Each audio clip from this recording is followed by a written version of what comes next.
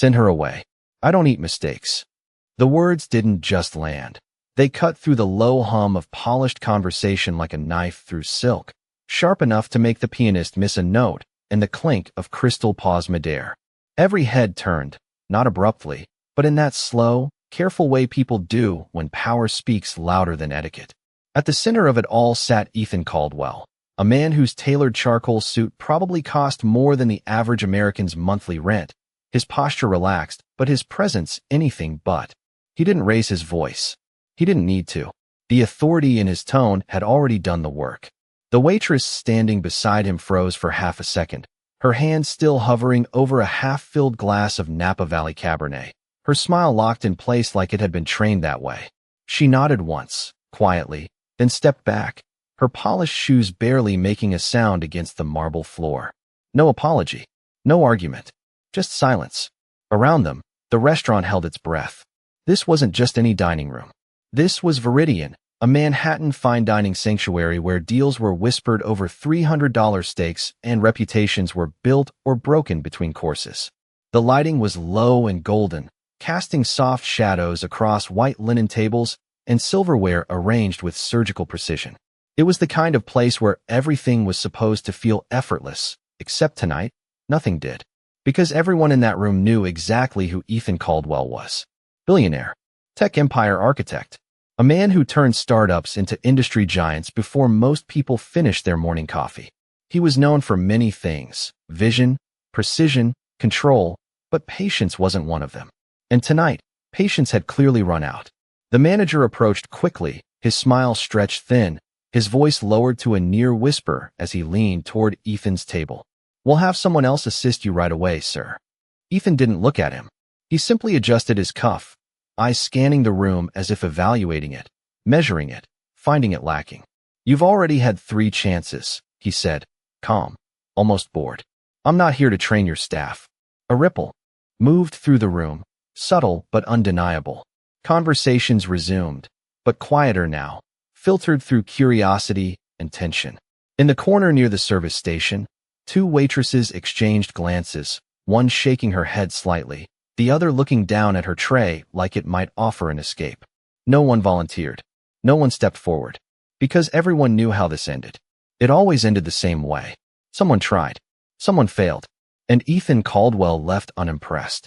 Somewhere behind the swinging doors of the kitchen, Naomi Brooks stood still, her fingers lightly resting on the edge of a stainless steel counter, her reflection faintly visible in its surface. She had heard everything. Not just the words, but the rhythm behind them. The impatience, the expectation, the quiet assumption that no one in this room was capable of meeting his standards. Naomi didn't sigh. She didn't roll her eyes. She didn't react the way the others did. Instead, she listened, because listening had taught her more than speaking ever had. At 24, Naomi had worked more double shifts than she could count, balancing trays that felt heavier with each hour, memorizing orders, reading people not by what they said, but by what they didn't. She had learned that the loudest person in the room usually revealed the most about themselves without realizing it. And Ethan Caldwell was speaking volumes. Through the narrow window that separated the kitchen from the dining room, she watched him. The way he held his glass, but didn't drink. The way his eyes moved, not aimlessly, but precisely, noting details others missed. The way his jaw tightened just slightly when the manager hesitated. This wasn't just a difficult customer. This was a man who expected the world to adjust to him. And most of the time, it did. The head chef muttered something under his breath. Frustration edged into every syllable, while the manager paced, glancing between the dining room and the staff like a man running out of options. "We can't lose this table," he whispered, more to himself than anyone else. "Not tonight." Naomi exhaled slowly, not out of stress, but out of clarity. Because in that moment, something shifted. Not in the room, not in the tension hanging in the air, but in her. She picked up a clean napkin, folded it once with careful precision, then set it down. Her movements were calm, deliberate, like someone stepping into a role they hadn't been assigned, but understood anyway. And without asking, without announcing, Naomi Brooks turned toward the door. The door swung open with a soft hiss, and for a moment, The warmth and noise of the kitchen clashed against the polished stillness of the dining room like two worlds refusing to blend. Naomi stepped through anyway. Not fast, not hesitant, just steady. The kind of steady that did not ask for permission.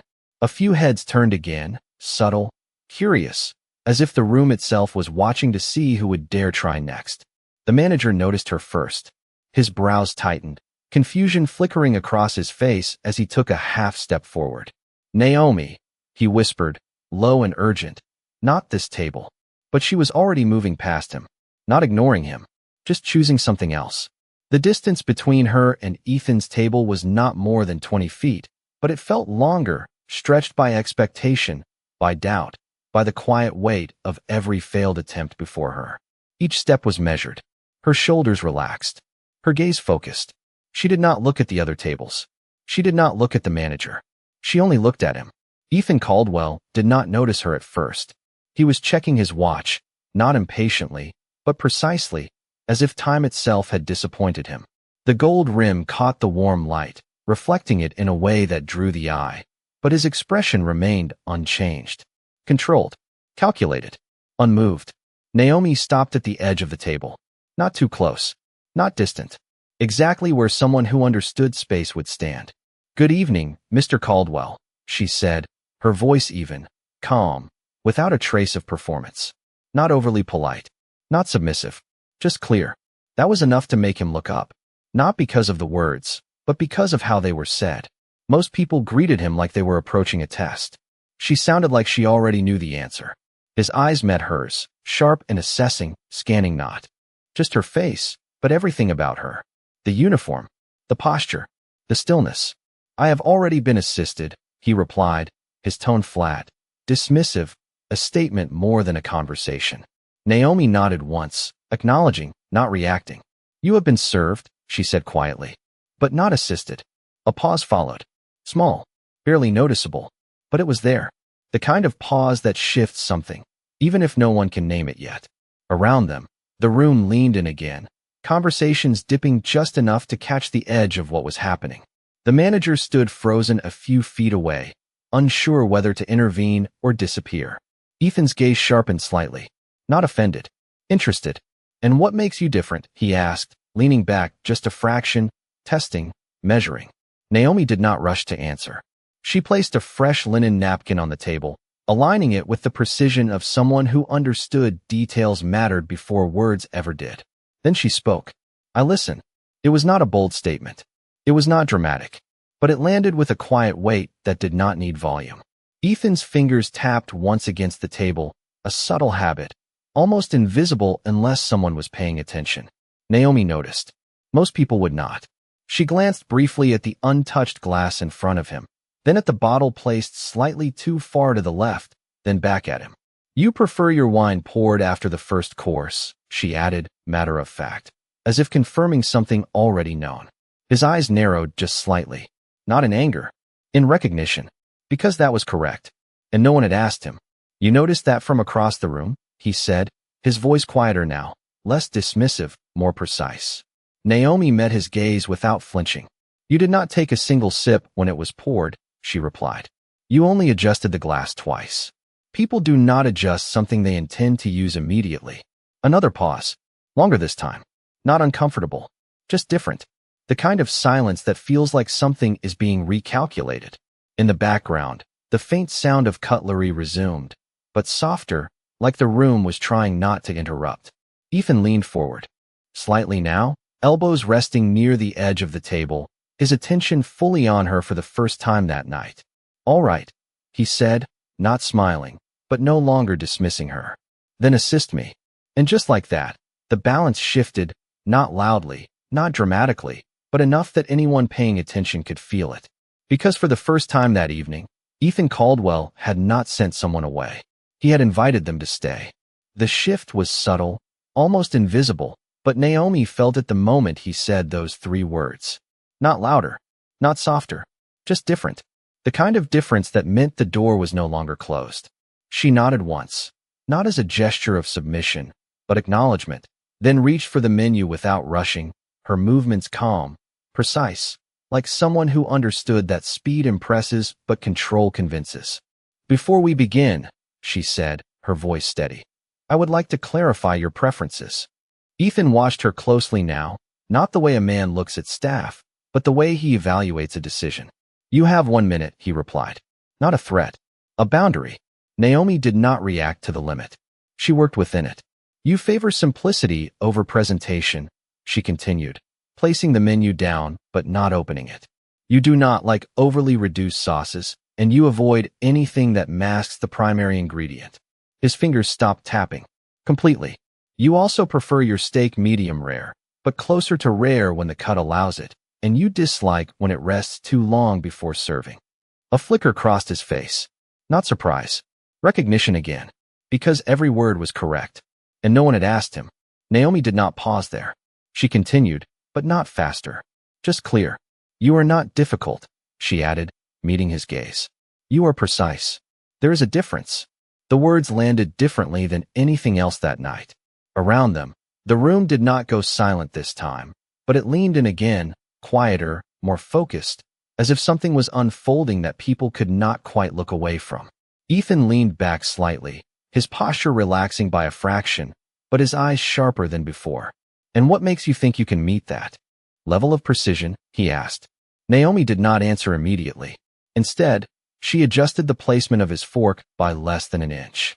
It was a small movement, almost unnecessary, but it aligned perfectly with the edge of the plate. Then she spoke. "Because I do not guess," she said. "I observe." That word stayed in the air for a moment.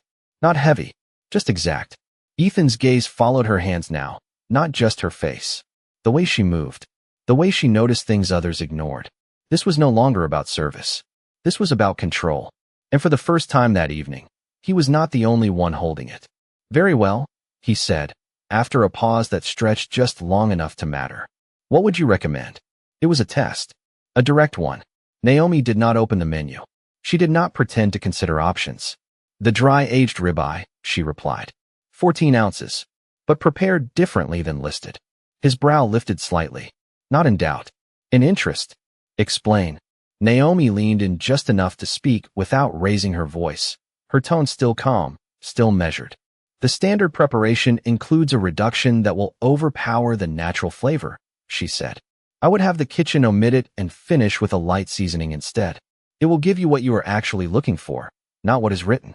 Ethan's eyes held on hers for a second longer this time. Longer than necessary. Longer than before. Because she had just done something no one else had attempted.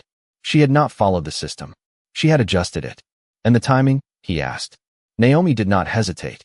"Serve immediately after resting for no more than 2 minutes," she replied. "And your wine after the first bite, not before." Another pause. But this one was different. This one did not belong to tension. It belonged to realization. Because what stood in front of him was not someone trying to impress him. It was someone who understood him. Completely. Ethan reached for his glass, then stopped halfway. Not because he changed his mind, but because he was thinking. Recalculating. The room continued around them, but quieter now, like background noise fading behind something more important. "All right," he said finally, setting the glass down without drinking. "Do it your way." And just like that, something rare happened in a room built on control. Ethan Caldwell let someone else take the lead. Naomi did not nod this time. She did not smile. She simply turned, her movements just as measured as before, and walked back toward the kitchen with the same quiet control that had brought her to the table in the first place. Behind her, the air shifted again, not tense, not uncertain, but aware. The kind of awareness that spreads when something unfamiliar begins to feel important.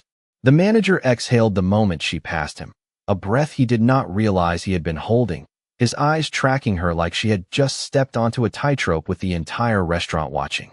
"Naomi," he whispered, his voice caught between relief and concern. "You need to be careful." She did not stop. "I am," she replied, calm, certain, already pushing through the kitchen doors as they swung open with a soft metallic rhythm. Inside, the energy was different. Louder. Faster. Controlled chaos wrapped in discipline. Pans hissed. Knives moved with practiced precision. Orders were called out in clipped, efficient tones. But even here, something had changed. Heads turned. Conversations dipped. Because word traveled fast in places like this, and everyone already knew. She was the one who did not get sent away. The head chef, Marcus Hale, stood at the center of it all, his white jacket crisp, his expression sharper than the blade in his hand. He did not look up immediately, but his voice carried across the line. "I heard," he said, short, direct. Naomi stepped closer, placing the order ticket down, not sliding it, not tossing it, just setting it exactly where it needed to be. "We need to adjust the ribeye," she said. Marcus glanced at the ticket, then at her, one brow lifting slightly. "The menu is already set," he replied. Not dismissive, just firm. Naomi did not argue. She did not push. She explained. "No reduction," she said. "Light seasoning. Rest no more than 2 minutes." Marcus paused. Not long. Just enough to register that this was not a guess. "That is not how we played it," he said. Naomi met his gaze. "It is how he will accept it." A beat passed between them, quiet but loaded. Around them, the kitchen continued moving, but slower now. Attention split between their exchange and the rhythm of service. Marcus looked back at the ticket, then at the dining room window where Ethan sat, still, composed, waiting. He had built his reputation on precision too, on knowing when to trust instinct over routine. He set the knife down. "All right," he said, "but if this goes wrong," Naomi did not let him finish. "It will not," she replied. Not arrogant, not defensive, just certain. That was enough. Marcus turned back to the line, his voice rising slightly as he called the adjusted order. The kitchen moved with him, adapting, shifting, not dramatically, but deliberately. Naomi stepped aside, not interfering, just watching. Not the way a server watches for completion, but the way someone studies a process, tracking every movement, every second. Timing mattered. Details mattered. And she was counting both. Minutes passed, but they did not feel long. They felt precise.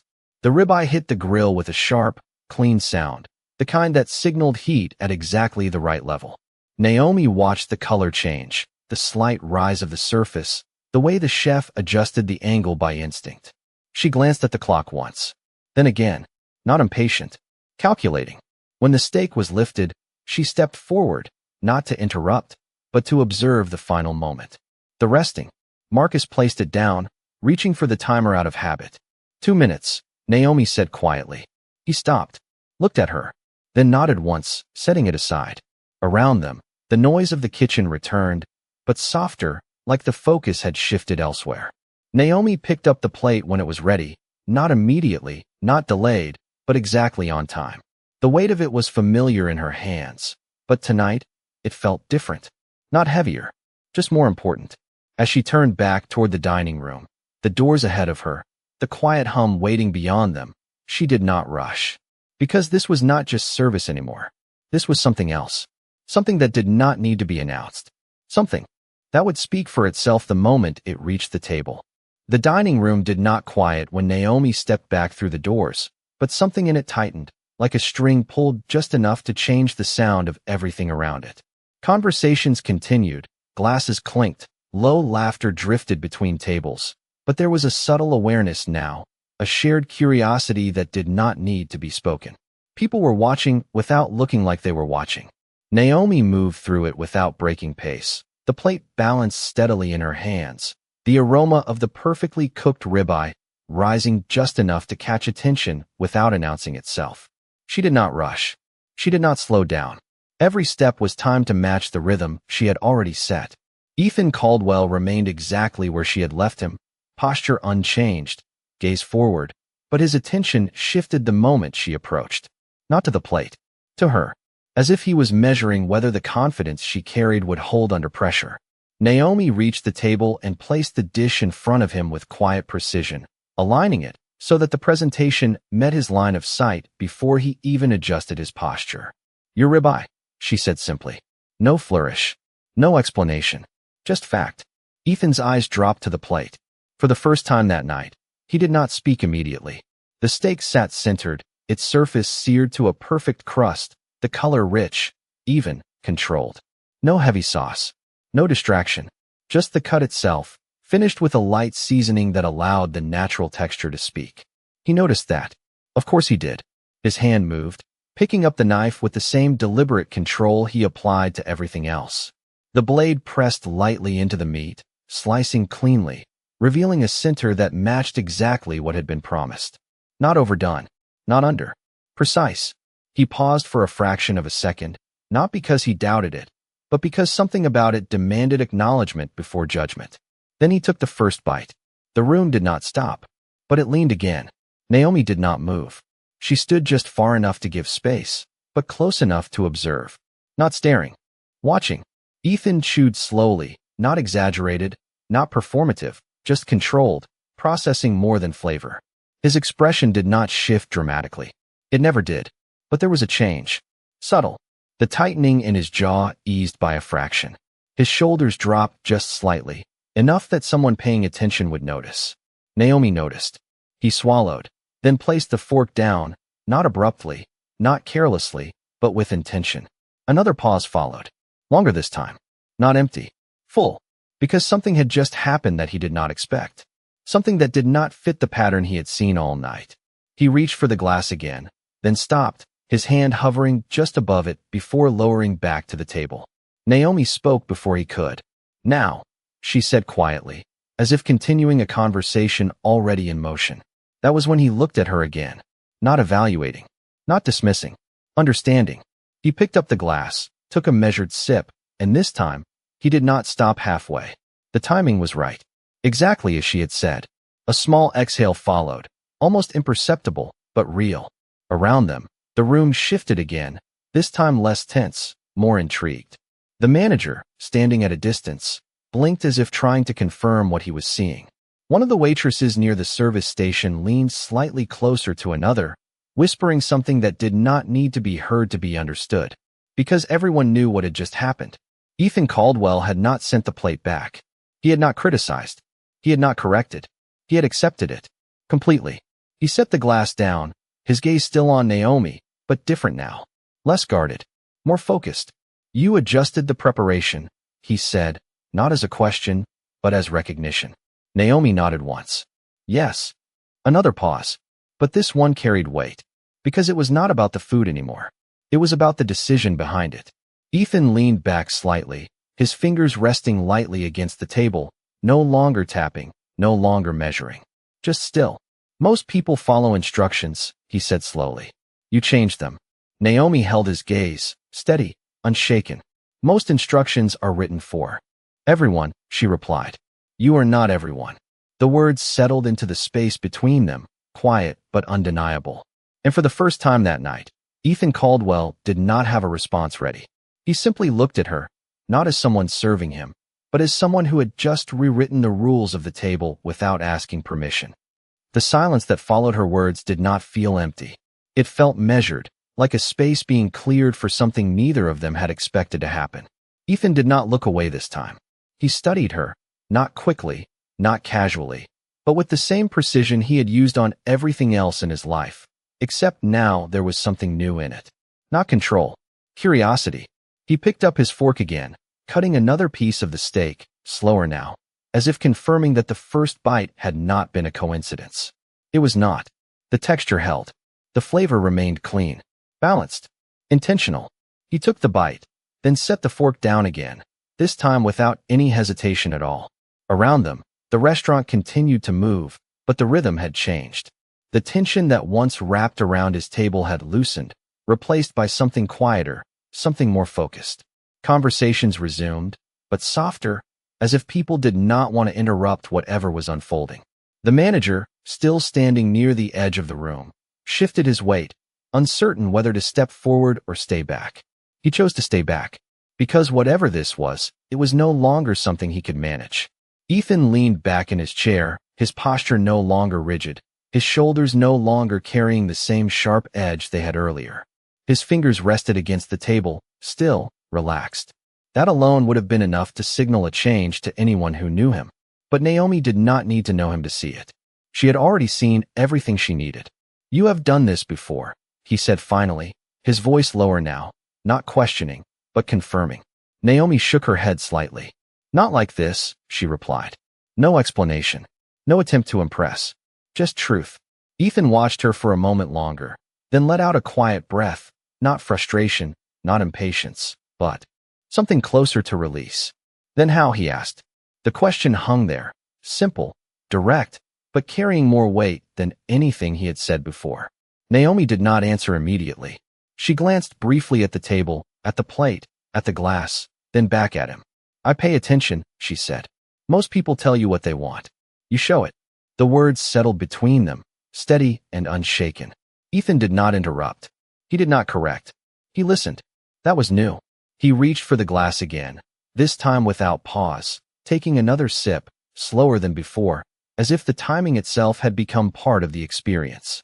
And what else do I show? He asked, not defensive, not guarded, but open in a way that did not quite match the man who had walked in earlier. Naomi considered the question for a brief moment, not because she did not know the answer, but because she understood the weight of saying it. You expect control, she said carefully, but not because you need it, because you are used to it. Ethan's gaze sharpened slightly, but not in rejection, in recognition. And that is a problem? He asked. Naomi shook her head again. Only when it keeps you from seeing what is already working. Another pause followed, but this one felt different. Not like a gap, like a shift, because something in that statement landed deeper than the others. Ethan looked down at the plate, then back at her, his expression no longer guarded, no longer testing. Just thinking. The kind of thinking that does not rush to an answer. The kind that sits with the idea. Around them, the restaurant had fully returned to its rhythm now, but the energy at the table remained different, quieter, more grounded. The kind of space where something real could exist without needing to be announced. Ethan rested his hands lightly against the table, his voice steady when he spoke again. Sit, he said. Not a command. Not quite an invitation either. Something in between. Naomi did not move immediately. Not out of hesitation. Out of understanding. I am working, she replied. Calm. Professional. Present. Ethan gave a small nod, as if acknowledging a boundary he had not considered before. Then stay, said instead. And just like that, the dynamic shifted again, not back to what it was, but forward into something neither of them had planned. Because for the first time that night, Ethan Caldwell was not trying to control the experience. He was trying to understand it. And Naomi Brooks was not just serving him anymore. She was guiding him without ever asking for the role. The word lingered between them longer than it should have. Stay? Not a command. Not a request. Something quieter, heavier, as if it carried more meaning than he intended to reveal. Naomi did not step closer, but she did not step away either. She adjusted her stance slightly, shifting her weight just enough to remain present without overstepping the invisible line that still existed between them. Around them, the restaurant had settled back into its rhythm, but the awareness remained, subtle and persistent, like a current running beneath the surface. Ethan picked up his fork again, cutting another piece of the steak, but this time there was no testing in the movement, no hesitation. Just certainty. He took the bite, slower than before, not because he needed to confirm anything, but because he was allowing himself to experience it without interruption. That alone was new. He set the fork down again, his fingers resting lightly against the table, his gaze lifting back to Naomi. You noticed everything, he said, his voice quieter now, not challenging, not probing, just stating a fact he had already accepted. Naomi gave a small nod. Not everything, she replied. Just what mattered. A faint shift crossed his expression, something close to a restrained smile, but it did not fully form. Not yet. He leaned back slightly, his posture no longer carrying the same rigid edge it had when he first arrived. The control was still there. It always would be. But it was no longer being used as a shield. Most people try to impress me, he said, almost to himself. They talk too much.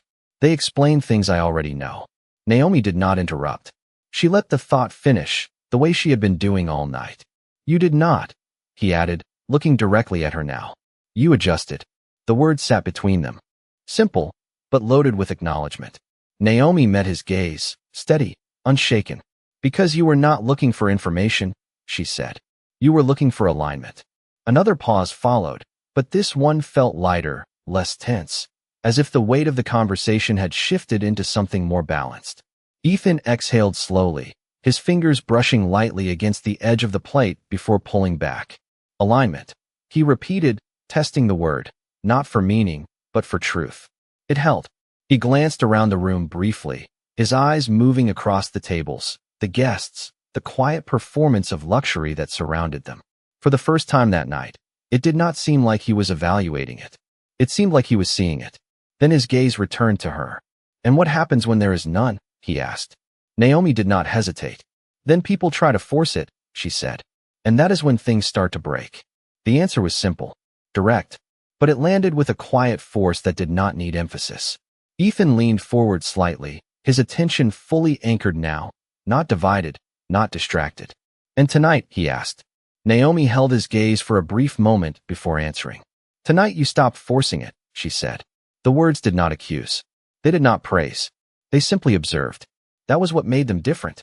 Ethan's expression shifted again, this time more clearly, the edges softening just enough to reveal something underneath the control he had carried in. Not vulnerability, not weakness, just awareness.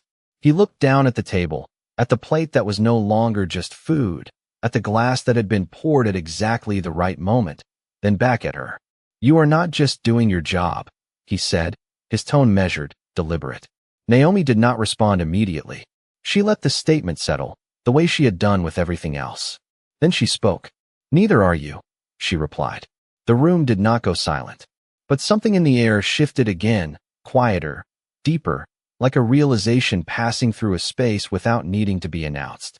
Because in that moment, the difference between them did not disappear. It simply stopped defining the conversation. And for the first time that night, the man who had walked in expecting everything to meet his standards was sitting at a table where something had met him instead. Not louder, not stronger, just exactly where he was. The moment did not end when her words settled. It deepened, not outwardly, not with any dramatic shift in the room, but in the space between them where something unspoken had begun to take shape. Ethan did not respond immediately. He held her gaze, not as a challenge, not as a test, but as if he was searching for something he had not expected to find. His fingers, once restless, now rested still against the table, no tapping, no subtle signals of impatience. Just stillness. That alone said more than anything he could have spoken. He glanced down at the plate again, now half finished, the clean edges of each cut marking a precision that matched his own. Then his eyes moved to the glass, then back to Naomi. "You changed the outcome without asking for permission," he said finally, his voice low, controlled, but carrying a different weight now. Naomi did not react to the statement. She understood it. "I adjusted the process," she replied. The outcome followed. Another pause, but this one felt lighter, less guarded. The kind of pause that exists when something makes sense, even if it was not expected. Ethan leaned back slightly, his posture no longer defensive, his shoulders relaxed in a way that did not match the man who had walked in earlier demanding perfection. "Do you always do that?" he asked. Naomi tilted her head just slightly, considering the question, not because she needed time, but because she chose her words carefully. "Only when the process is built for everyone," she said. "And the person in front of me is not."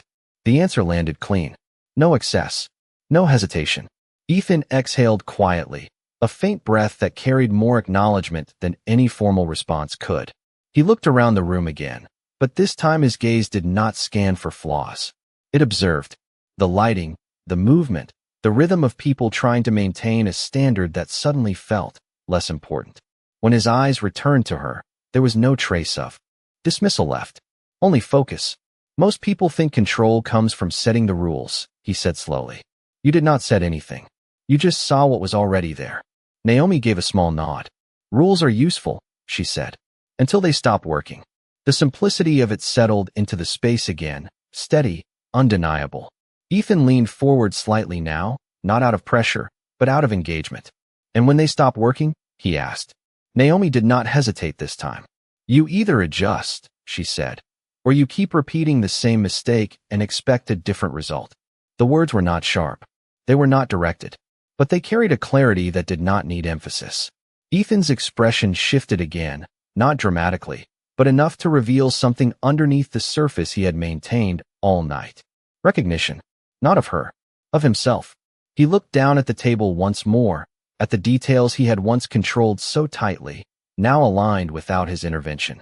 Then back at her.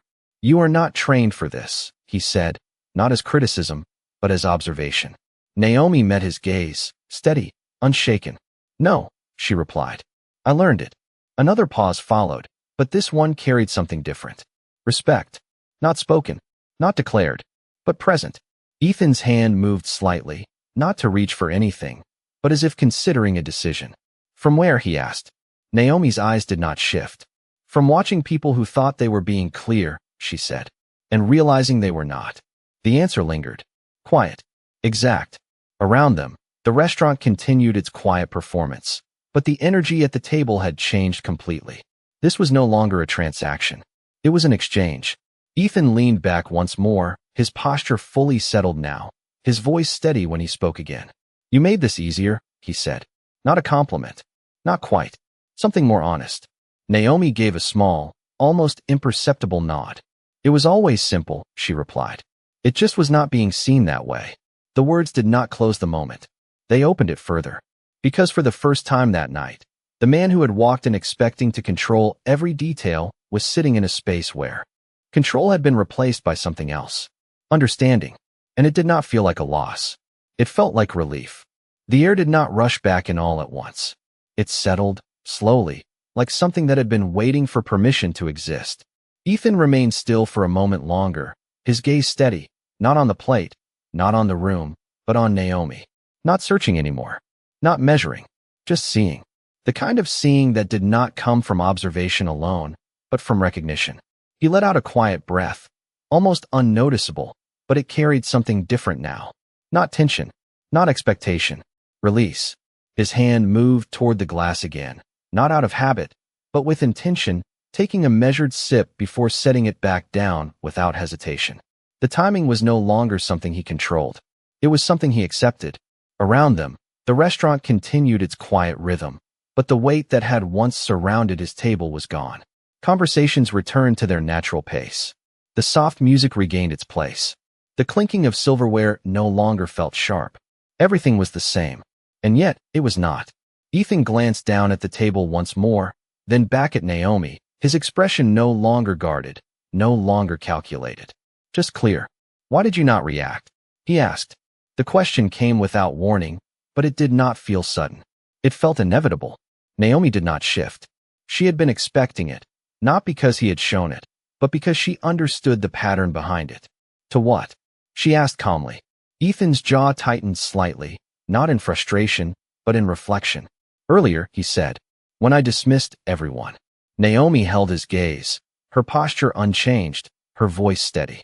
Because it was not about me, she replied. The answer landed softly, but it carried weight. Ethan did not interrupt. He waited.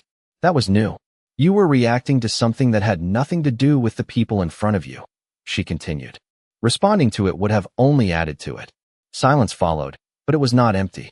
It was full of something settling into place. Ethan leaned back slightly, his eyes lowering for a brief moment before returning to hers. And now? He asked. Naomi's expression did not change. Now you are not reacting, she said. You are choosing. The distinction was simple, clear, and it stayed. Ethan looked at her for a long moment, longer than any pause that had come before, but this one did not carry tension. It carried understanding. He nodded once, not as agreement, but as acknowledgement of something he had not put into words before. His hand moved again, this time reaching into the inner pocket of his jacket, pulling out a sleek card and placing it on the table between them. Not sliding it, not presenting it, just placing it there. You see things most people miss, he said, his tone even, but no longer distant. Naomi glanced at the card briefly, then back at him. She did not reach for it. That is because most people are looking to be heard, she replied. Not to understand. Ethan's lips pressed together slightly, not in restraint, but in thought. Then, for the first time that night, something close to a real smile appeared. Not wide, not exaggerated, just enough to show. And you? He asked. Naomi held his gaze, unshaken. I listened, she said. The simplicity of it ended the question before it could continue.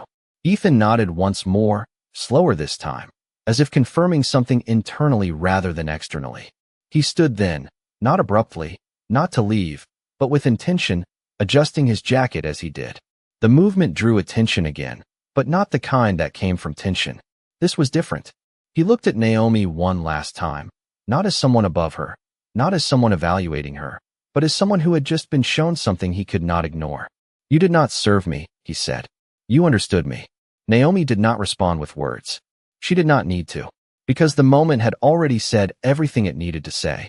Ethan gave a small nod, then turned, walking away without another word, the quiet confidence in his step no longer built on control, but on clarity.